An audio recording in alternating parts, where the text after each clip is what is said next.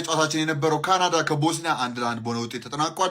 ሆስት ካንትሪ ከሆኑት ውስጥ እንግዲህ አንዱ ዶሬ ተወቋል። ካናዳና ያሸንፋሉ የሚል ከባድ ጫና ነበረባቸው። እንደሚታወቀው የተሻለ ቲም ነበር ወይ አይ ቲንክ አይ ቢሊቭ ሶ እንደዛ ማለት እንችላለን። ቦስኒያዎች እንግዲህ ጨዋታውን ሲጀመር በደንብ ተቆጥሮት ጎላቸውን ዲዘርቭ ሊሶ ቢያገኙ ከዛ በኋላ ግን ካናዳ ተነሳስተው እንግዲህ በደንብ ሲቀጠቅጡ ሲያስቸግሩ አይተን ነበረ።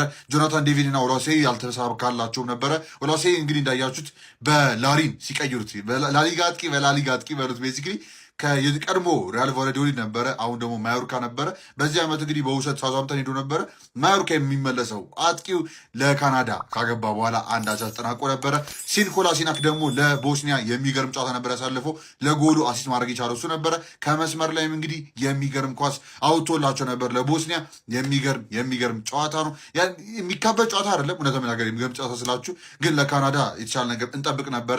ከዚህ በተለይ አሸንፈ መጀመር ሆስት ካንትሪ እንደመሆን በጣም ጫና ይፈልጋልና ቦስኒያ አይ ቲንክ አሪፍ ነገር ነው ይወጡት ብዬ አስባለሁ። ዛሬ በአንጻራዊነት ስንመለከተው እና ይህ ግሩፕ በጣም ኢንተረስቲንግ ምን ይመስለኛል። ምን ይፈጠራላችሁ ታስባላችሁ? ቀጣዩ ጨዋታ እንግዲህ ዩኤስኤ ከፓራጓይ 10 ሰዓት ሌሊት መገናኘታችን አይቀርም ማለት ነው። ቀጣይ እስክንገናኝ የተሰለመደ የዓለም ዋንጫ እንዳንላችሁ ፓሱ ምንጫ እንዳይረሳ።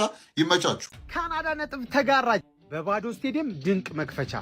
ደጋፊው ግን ምን አስቦ ነው?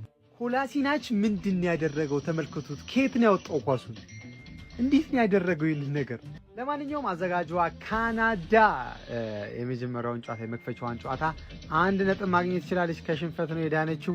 ቦስኒያዎች ጎል በማስቆጠር ረገድ ቀዳሚ ነበሩ፣ ነገር ግን ጨዋታውን ማሸነፍ አልቻሉ። ለማንኛውም የዓለም ዋንጫው ቀጥሏል። 1-1 ቦስኒያ ከካናዳ ያደረጉት ጨዋታ 1-1 በሆነው ውጤት ተጠናቋል። ካናዳ የተሻለ ነገር ማሳየት ትችላለች፣ ነገር ግን ወሳኙን 3 ነጥብ ግን ማግኘት አልቻለችም። ምናልባት እኔ ከዚህ ምድብ ምርጥ 3ኛ ይኖረዋል ብዬ ጠብቃለሁ። ይህ ጨዋታ በዚህ መጠናቀቁን ተከትሎ አሁን እንተኛ። ሌሊት 10 ሰዓት መነሳት አለብን። አሜሪካን ማየት አለብን። ልክ ሌሊት ላይ ፓራጓይ ከዩኤስኤ ከአሜሪካ ምን አይነት መክፈቻ ታሳየናለች? እስኪ ምንመለከተው ይሆናል። ኮላሲናች ግን ያወጣው ኳስ ማለት ነው የገባ ኳስ ነው። እንደዚህ አገጫጭቶ ነው ኳሷን ያወጣት። ወሳኝ ነጥብ አግኝታለች ቦስኒያ። ጣሊያንን የጣለቻት ትዝ አላችሁ? ለማንኛውም ደናደሩ በለው ቆንጆ ጨዋታ ተመለከትን ጋይስ። በዓለም ዋንጫ የመጀመሪያ የምድብ ጨዋታ ካዘጋጅ ሀገራቶች መካከል አንዷ የሆነችው እንግዲህ ካናዳ በግሩፕ ቢ የመጀመሪያ ጨዋታ ቦስኒያ ኤንድ ሄርዝጎቪናን በመግጠም እንግዲህ 1-1 ተለያይተዋል። በጣም ቆንጆ ጨዋታ ነበር የተመለከትነው። በርከት ያሉ ሙከራዎች ነበሩት። ኢንድ ቱ ኢንድ የነበረ የጨዋታ እንቅስቃሴም ተመልክተን ነበር። ሁለቱም ቡድኖች እንግዲህ እርስ በርስ በተለያዩ አጋጣሚዎች ያለማቋረጥ ሲጠቃቁ ተመልክተን ነበር። በተለይ በሰከንድ ሃፍ ማለት ነው። በመጀመሪያው አጋማሽ ላይ አንደኛው ደቂቃ ላይ ከማዘን ምት የመጣች ኳስ ሉኪች ለቦስኒያ በማስቆጠር ቀዳሚ አድርጓቸው ነበረ። ከዛ በኋላ ውጤቱን ለማስጠበቅ ጥረት ሲያደርጉ ነበረ። ካናዳዎች ግን እጅ አልሰጡም ነበረ። 79ኛው ደቂቃ ላይ እንግዲህ በላሪን አማካኝነት ቆንጆ ጎል አስመልክተውን እንግዲህ 1-1 ጨዋታው ሊጠናቀቅ ችሏል ማለት ነው። ከኳስ ጋር ካናዳ በጣም የተሻለች ነበር። ሲያስገርሙኝ ነበር የነበሩት በጨዋታው ላይ ማለት ነው። ጎል የተቆጠረችበት መንገድ በጣም ቆንጆ ሙቭመንት ነበረ የተመለከትነው። ኤኒዌይ ግን በጣም ጥሩ የሚባል ጨዋታን የተመለከትነው ዛሬ። አዘጋጇ ካናዳ እንግዲህ 1-1 ከቦስኒያ ጋር ተለያይታለች። እናንተ ስለዚህ ጨዋታ ምን ትላላችሁ? ማብራት የለም ግን ቆንጆ መደበሪያ ነበረ። ሀሳባችሁን አጋሩኝ። ፕላስ ምልክቱ መጫ እንዳትረሱ።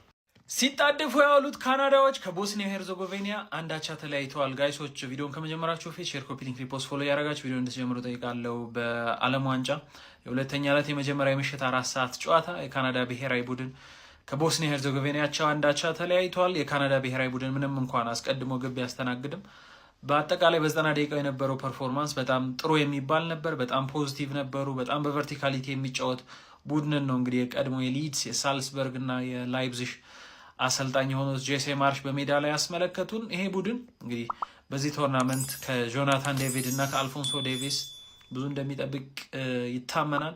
ዛሬ ዴቪስም ጥሩ አልነበረም። ከዛ ባለፈ አልፎንሶ ዴቪስ ደግሞ ሙሉ ለሙሉ ከጉዳት ባለማገገሙ የዛሬውን ጨዋታ በተጠባባቂነት ሆኖ ነው የጨረሰው። ነገር ግን በሁለተኛው አጋማሽ ተቀይሮ የገባው የአሁኑ የሳውዛምፕተን ከዚህ ቀደም በቤስኪስታሽ የምናውቀው ላውሪን ባስቆጠራት ግብ ካናዳ በሜዳውና በደጋፊዋ ፊት በመጀመሪያው ጨዋታ አንገቷን ከመድፋት ድናለች። ግን ኦቨርኦል ፐርፎርማንሱ ቡድኑ በቀጣይ ከስዊዘርላንድ እና ከካታር የሚያደርጋቸውን ጨዋታዎች ላይ ውጤቶችን ይዞ ወደ ቀጣይ ምድብ ማለፍ መሸጋገር እንደሚችል የሚያሳዩ ፍንጮችን ተመልክተናል። ግን ይሄ ቡድን እብደት ብቻ ነው። የተወሰነ ስክነት እንደሚፈልግ የዛሬው ጨዋታ አስመልክቶናል። እናንተስ ከዛሬው ጨዋታ ምን ተመለከታችሁ? ምንስ ታዘባችሁ? የመጀመሪያ ቻለንጅ የዓለም ዋንጫ የመጀመሪያ 1 ነጥብ ለካናዳ እንደ ሀገር በዓለም ዋንጫ ማለት ነው። እስካሁን 6 ጨዋታ ተጫውታ 6ቱን ተሸንፋ ነበር። አሁን የመጀመሪያ 1 ነጥቧን እድሜ ለካይል ላሪን አስመዝግባለች።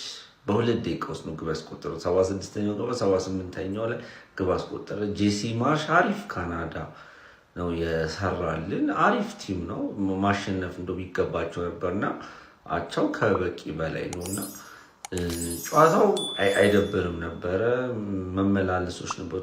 በጣም በብዙ ሙከራ የታጀበም ባይሆን ግን ኳስ በየ13 ሰከንድ እና በየ14 ሰከንድ አቬሬጅ ይነጣጠቁ ነበርና ሞር ሙቭመንት የነበረው ፍሉድ የሆነ ቲም ነው እየተመለከት ነው። ካናዳ ጥሩ ቡድን ነው፣ ግን ያው ብዙ ጥሩ ቡድኖች ይችላሉ። በጣም ከበዛ 8 ውስጥ ማለት ትልቁ ስኬቷ።